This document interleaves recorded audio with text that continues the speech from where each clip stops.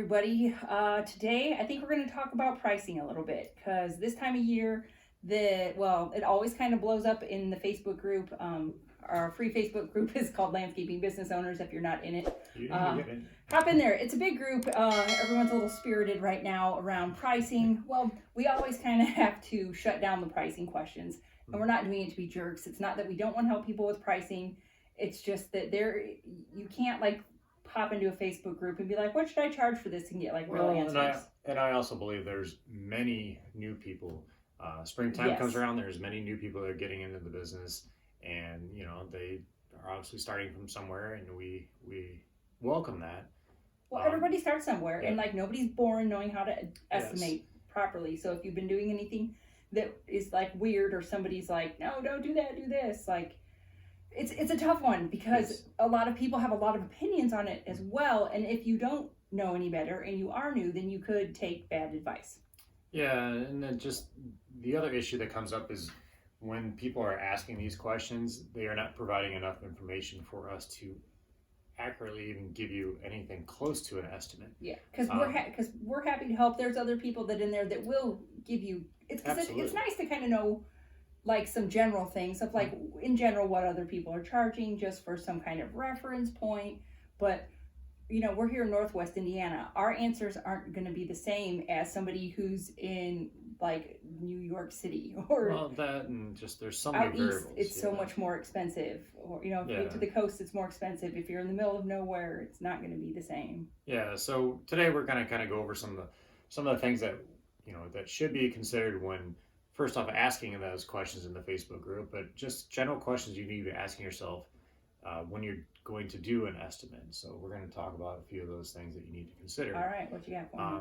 Go. So, I guess going back to the Facebook group, if you do make a comment in there and it has something to do in reference to the how much pricing, should I charge for? You may get shut down if you do not give enough answers. So I think enough answers. I believe there's 8 questions that we ask you to give. And this is posted in there. Is it in the there's a little folder with... Well, it's in the announcement section. Okay. It's also in the guide section, and now it's being posted every single day. And we're not doing it to be jerks. We're not doing it to be a pain in the ass. We are doing it because we want you to start thinking about these things. We want you to consider all the things that go into an estimate. And the reason for this is because we want you to be profitable. If you're not doing well and you're not making money, then you're just doing it as a hobby, and you're probably not going to last very long. So no, this really landscaping. I mean, it's a tough business. It's not really. It is. It's not really a hobby business. Getting a little off track. This is why we started the Facebook group, because we wanted to help people. We want people to better themselves. Oh, because we've already made just about every mistake that there is to make. Oh, yeah. We've seen them all. Probably done most of them. Twice. So, right.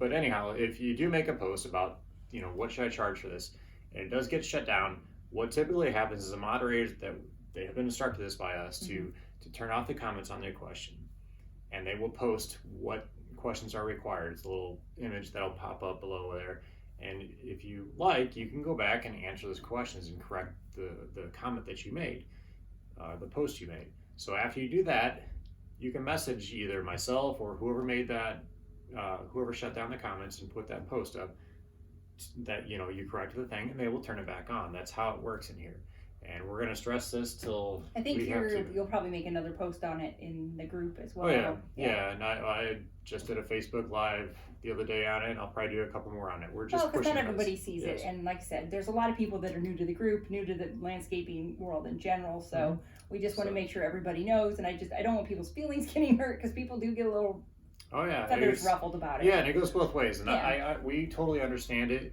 It's just we have to appease the masses, I guess, and this is probably one of the best ways we've done it. We've tried other methods, and we're trying to do our best. We want to help people, but you have to answer these questions. Like I said, I don't want people getting like bad information. I would feel really bad if somebody took some bad advice that they got from God knows who, and applied it to their business and then ended up losing their butt. That would make me very sad. Well, one of the things we see is people say, just take your materials, multiply by 2 or multiply by 3.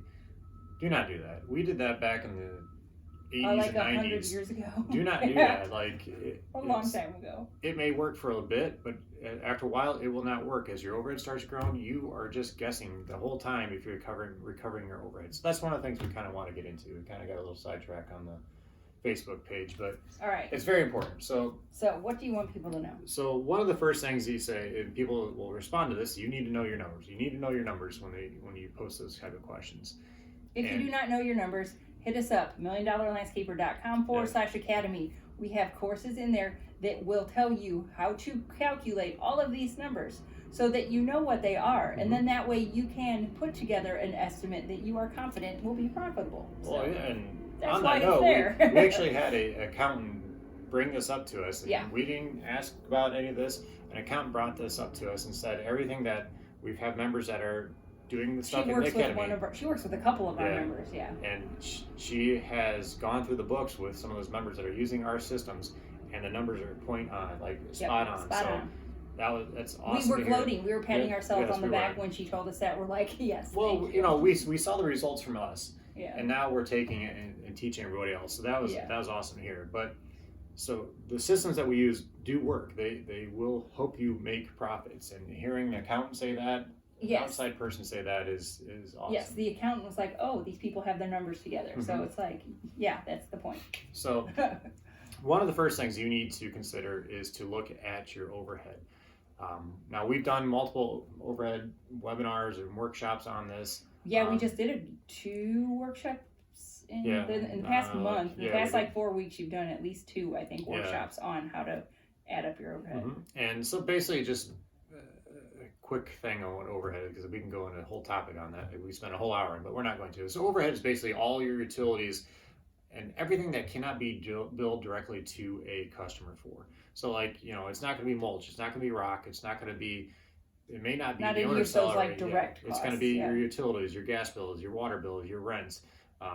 It could be your CPA fees, your attorney fees, anything like that. That's kind of is your overhead. Perhaps the owner's salary, perhaps the owner's vehicle, it depends. Depends on if you're working out in the field or not. Yeah, and there's a way you can go about splitting that up if you are, but we won't get into those details today. But you have to know your overhead. You have to know what it costs you to run your business. Because the whole point of making money is, it's pretty obvious that you have to pay off the direct costs that go into the job. People can conceptualize and understand, okay, I have to pay for the mulch and the rocks and the blocks or whatever goes into the job you're doing. People get that. It gets a little weird when you're trying, not weird, but harder to think about when you're like, okay, I have all this other stuff to pay for, but how do I bill my electric bill to a job? Yeah, you can't just say... It's harder to conceptualize, and that's where people, I think, maybe get a little bit stuck. And there's multiple different ways to recover that overhead, how you spread it out, and it just depends on the system you use. There's the single overhead recovery, the multiple overhead recovery, the dual overhead recovery, the overhead profit per hour, there's field labor hours. There's multiple different ways, and we're not going to get into which one's better. Some better, some worse, but using some sort of systematic approach is always better than just making up numbers. Yeah. So basically what it does is it takes that overhead and kind of splits it up among every single job you do, and that's how you're paying for that overhead. The way we like to tell people is, and I got told this from Charles Vanderkoy, years ago. Yeah, he said, think of overhead as getting one large bill January 1st slapped on your desk, and you have to pay that off. Every profit that you make on every single job, all those profits go to paying that overhead. Once that's paid off, then you make a true profit. That's what we call a true profit. So typically, that's not until, it fall can take time. You till fall to pay all that September, off. October, November. So while you think you're rolling in money early in the season, when you're like, oh, I'm getting all this work done, look at all this money I'm bringing in, it's like, well, if your overhead's not paid off, you're not really making profit quite yet. So and this is something that bit us in the butt. We weren't watching our overhead. We do our job costing, and we show a profit on every job, but at the end of the year. Well, we weren't doing it right, but our gross profit margins looked healthy. They looked great. Yeah, on the jobs it looks good, but then once we started not watching, or once we realized we weren't watching overhead, we found out that we were not recovering all overhead. So it took us till December if we broke even. So it really hurt us. So we ran right at that break even rate level for years. Yeah, so you have to understand your overhead. That's one of the key numbers. And that's, yeah, well, because that's what lets you put together estimates that will be profitable. Like, I don't know that I can say that enough. You have to know that so you can use one of these recovery systems to charge enough to make those profits, that you really, really want. Absolutely. And if you're not doing that, you're just guessing. If you're just taking it, multiplying by 2 or 3, or just adding a certain percentage because you heard it's industry specific, you need to know your business's numbers, your overhead. This is one of the key things. We can't tell you when you start posting, what should I charge? We don't know your overhead. So that's one of the things that you have to answer in that group. But what's your percentage of overhead? Or, what's your cost per man hour with overhead? That's one of the first questions we ask in that group. So the second thing you need to understand is what you pay your people. Now, I'm not just talking just your average wage or something like that. You need to know your wage plus your labor burden. That's one of the key numbers, and many people don't think about that. You have also easy to, well, it's like the overhead. It's easy to kind of like forget about because it's a little harder to conceptualize because it's not like labor's easy. It's like, oh, that guy makes $15 an hour. That's set. It's $15. But your labor burden can get a little like whatever because it depends on insurance. It depends on your FICA, FUTA. Like, so there are other variables involved that are not as like cut and dry. Yeah, so you have to think about all that FICA, FUTA, and it can even start adding in any benefits. So if you pay health insurance, if you pay time off, any vacation time, sick time. You can even include uniforms in there. Now, uniforms can go either way. You can either put it in your overhead or you can put it into your labor burden. However, as long as it goes in somewhere. Yeah, don't put it in both, but put it in one or the other. So that's one of the big factors too. You have to consider that because now if you think you have an employee that's making $20 an hour, they may be, depending on the benefits you pay them, they may be a $26, $27 employee, maybe more. It depends on what you give them. So it's one of the key numbers you have to think about. So I'll see people, my average wage is $20 an hour, and that's what they're bidding the jobs at. And you're like, no, because if you don't know these numbers and you are just charging the $20 an hour for the average wage, you still have to pay taxes. You still have to pay all these other things, and that comes out of your profits. So that's another area where if you're like, well, gosh darn, I don't know where my profits went. It's like, well, this could have eaten them up if you don't properly account for them. So once again, that's why we have this all in the academy, is because people just don't think about it. And it can, like we said, it's kind of hard to conceptualize, but once you can kind of have a systematic approach to getting it all figured out, then it's easy to tweak from there. Yeah, so you have to know your overhead, you have to know your labor burden and your average wage. The other thing to factor in there too is overtime. We work a lot of overtime in the landscape industry, so if you're figuring only $20 an hour as your average wage, do you have an overtime factor in there? That's something to think about, because if you're working all this overtime and you're paying time and a half, you're losing a lot of money. So that's something to definitely consider, or just stick to the 8 hours a day. But most of us can't do that, so good luck with that. But I mean, if you can, that's great. It's more money in your pocket, but you can account for it in your bids. So overhead, labor burden, and labor are one of the biggest things we see that people miss out on. So then from there, you're going to add in, all your material. And that should be pretty straightforward. You should be able to figure out whatever your material is. You need to look at, when you're loading the material, you need to look at any delivery fees, any sales tax if you pay stuff on that. You need to make sure you figure all that stuff out, everything that goes into that job. If you happen to be on a job a long time, you have to get a porta potty, that needs to be in there. Dumpster fees. Yep, anything like that, Well, that brings some different permits. Yep. Yeah. So if it could be billed directly to a job, it should be in there. Yeah, that's like if you have a dumpster like at the job. Yeah. Or you can even put a dump fee if you have to, like, you cut out material and you have to take it, like concrete.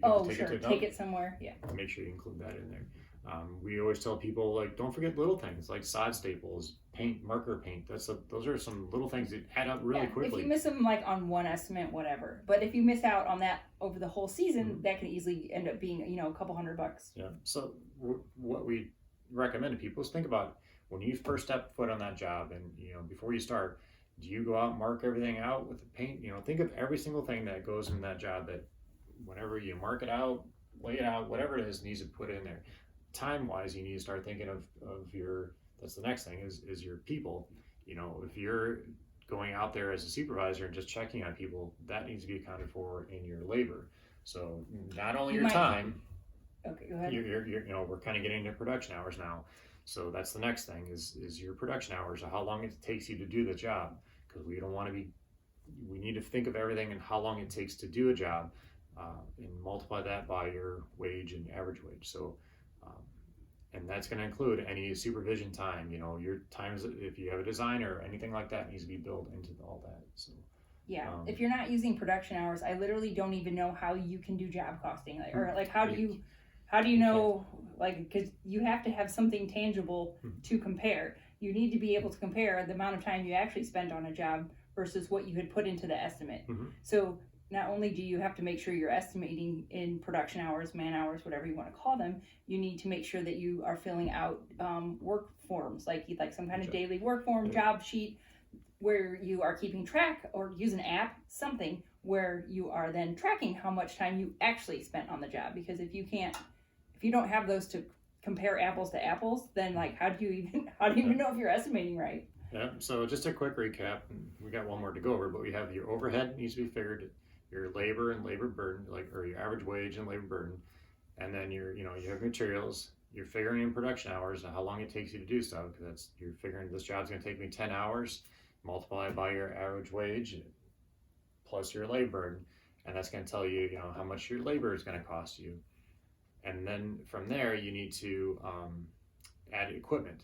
And this is something that many people don't even think about. They're not figuring out what it costs for the trucks. They're not figuring out what their equipment is, or they're just guessing. There's $20 for this, $20 for that, or $200 for the skid steer, whatever it is. You need to think about that. If you have to rent a piece of equipment, make sure you include all that. If you're renting equipment, if you have to go pick it up or there's a delivery fee for it, make sure that's added in. Anything that you get billed for that job should be billed to that customer. It's almost like there's a lot to this. Yes, there is. Well, there is, and that's why we're really sympathetic to people that, if you've messed it up, we get it. There's a lot to it. There's a lot to think about, especially if you're new. This is another reason why we have all of our estimating systems in spreadsheets, because we have this all in the spreadsheet. So it's already there, so you see it, so you don't have to remember it. Because remembering things, I don't know how much people know you, but remembering things is Scott's not strong point. It's one of his weaknesses. He remembers nothing. Well, I have so many things going on, so I have to write it down. So if I see it, I'll remember it. Yeah, well, and most landscaping business owners have a lot going on. So it's hard to, especially if you're putting this together, your estimate together at 9 o'clock at night after you've already worked all day, fed your kids, put them to bed, and then how are you supposed to sit down and coherently put this together? Nobody can do that. And so that's why we do have everything in our spreadsheets listed out very specifically. That way, it just takes some of that remembering out of it, because and especially now that we're over 40, forget it. We're not going to remember anything. It's all mashed potatoes. And so the last thing you need to consider is your profit on top of all that. So you have your overhead that's getting factored in. You have your labor, your average wage, your labor burden. You have your equipment. You have, we're figuring everything in production hours, how long it takes to do things. We have our material. And now after all of that stuff, now we have to put in our percentage or profit that we want to make on it, whether it's 10, 15, 20%, whatever it is you want to make on that job. And that's a good amount, just FYI. That's a good net for a landscaping business. A lot of people really focus on gross. I got to get that 50%. Okay, that's fine, but once again, it depends on what your overhead is. I'm not saying don't shoot for that, but maybe that's plenty. Maybe that's not enough. Maybe you don't need it, and then you could, if you really wanted to get a job, you could wiggle your price down more.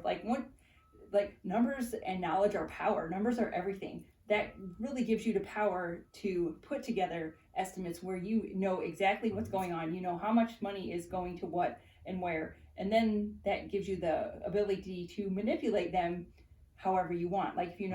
We haven't even talked about asphalt tax. If we know a customer is going to be a pain, we might bump that up a little bit. We know that that net profit on that job might be closer to 20, because if we don't get them, oh well, because they were a pain in the ass anyway. But if we do get them, then we're going to be compensated for it. I'm just saying. Or maybe you're trying to get in with a builder or something, and so you're willing to wiggle that net profit down to closer to the 10% just to get your foot in the door. Well, you're still making money. You're not going to lose your ass, but you might not be making as much as you could on other things, but there's that potential. And so you can make these informed decisions based on your numbers. Well, what you look at too is before you add that profit, the percentage on there, all that's your break-even point. All that material, all that stuff. Yet. You didn't even make any yet. So all that. This is why it's so important to know these numbers and understand these numbers, because once you do that, now you're putting your profit on. You know how low you can go. You know you can't go to 0% because you're going to be breaking even. There's no point in doing it.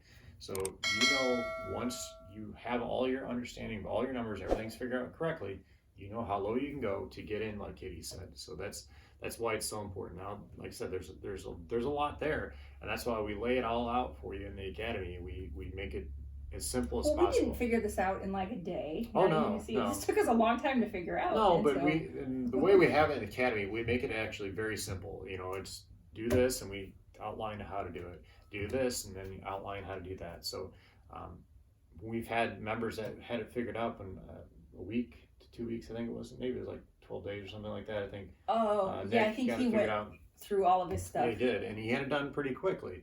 And you will see immediate results. Immediately. Yeah. If you have not been estimating correctly, once you start doing it right, you'll be like, oh crap, look at that. Mm-hmm. So you can see immediate results from getting your act together and getting your numbers straight. Well, then the other thing too is when we first did this, we didn't have it right. Our overhead wasn't figured out quite right, and we improved it. This is something you kind of worked for. That's why we say do it dirty, start somewhere, and move on. If you listened, we had a podcast episode here recently on doing it dirty. You can't be a perfectionist about this.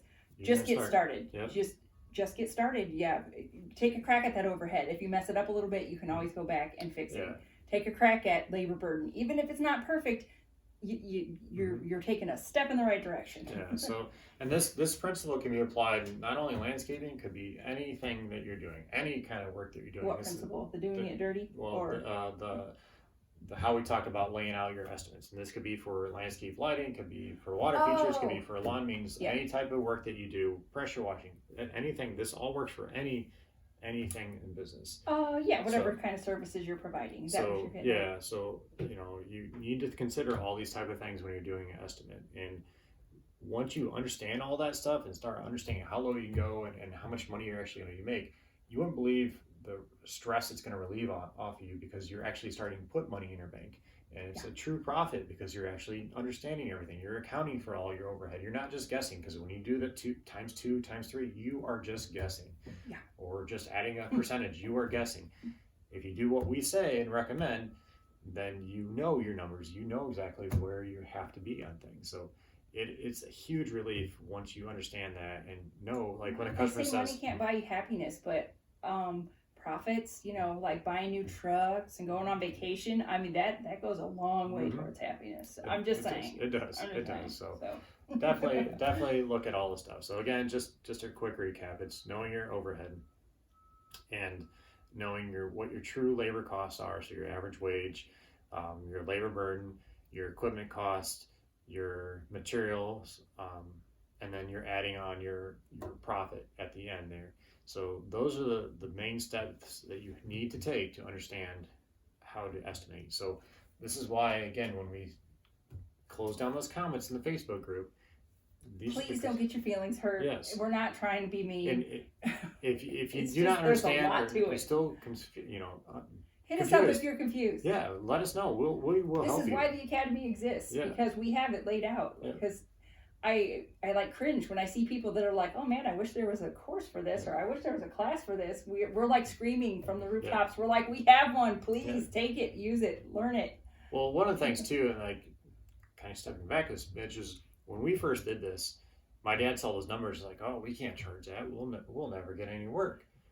Well, or we can just continue to not make money. I mean, there's that option. you have to do what you have, with those numbers, or you can take a step back and look at your overhead and see what you can cut back. Sure. Because that's the only thing you can cut back, or you have to get your employees a cut, which that's probably never going to happen. I wouldn't recommend starting there. Don't do that. So look at your overhead, or you have to charge those numbers. That's why these are your that's numbers. Just like business. Like this is life. You either have to charge enough to make a profit because that's why you're here, or you have to not pay yourself, I guess, and run a not-for-profit, and then you might as well just go get a job, because then you don't have the stress of trying to keep everything afloat. So you at least get to clock out at the end of the day. So so definitely look at all those things, and like Katie said, do not get your feelings hurt if we shut down your comments on there. It's nothing personal. It's just we have to get more information. That's the biggest thing. This is why we did this episode. Now, if you want to learn more, you want to know how to do all these numbers and figure it out, and you need help doing it, reach out to us, Scott at MillionaireLandscaper.com, and we can get you set up in the academy, and you will be amazed what you can do. Get yourself set up now. I mean, I know everybody's busy right now. It's April. Everyone's busy. There's nobody who's not busy. Literally no one. But think of the difference it will make by having your crap together and having your numbers straight now. And so then they are good all season long, other than being like, oh, just whatever, forget it. I don't have time right now. I can't do this. Sorry, that's the voice I use with my kids when they're complaining about their homework. I don't know why I slipped into that, but that was me imitating our children when we're like, I gotta do my homework. Sorry. Sorry. But no, definitely check that stuff out. And if you're, like I said, if you want to learn more, reach out to us. Check out the Millionaire Academy. It can definitely set you up to ensure you're making. Yes, people have requested. Oh, I wish there was a course on on where to learn, how to estimate. We're like, we have done. Problem solved. Yes. You're welcome. So. One thing to point out, if you happen to notice, is we're a little different area than what we have been doing. We usually record these at home just because it's easier, but we're actually at the shop today. Yeah, so this is our. Yeah, that's why things look a little weird. This is where we are. So. All right, guys. Well, I don't have the cards today to ask I know questions, we forgot. So. I don't even have any weird, pod deck interview questions that I can't think of anything off the top of my head. Okay. I didn't really prepare for it. Okay. So. All right, guys. Well, thanks for joining us today. Don't forget to reach out, and don't forget, if you're not in the Landscape Business Owner Facebook, get in there now. There's so many people in there that can definitely help you out with any questions you have. There's literally over 12,000 people in this group, so it's huge. It's real big, so get in there, get your questions answered, and like we said, people requested a course on knowing their numbers and learning how to estimate. We have it. Tell your friends. Yes. And we just really. No broke landscapers is just like a little mantra I live by. We lived the broke landscaper life, and it's horrible. There was a lot of crying from me. There was some fighting between us, and I don't want anyone else to live that life. No. So, and you don't have to. No. You don't have to. There's an easier way. So. You got it. All right, guys. Thanks for joining us today, and have a great day.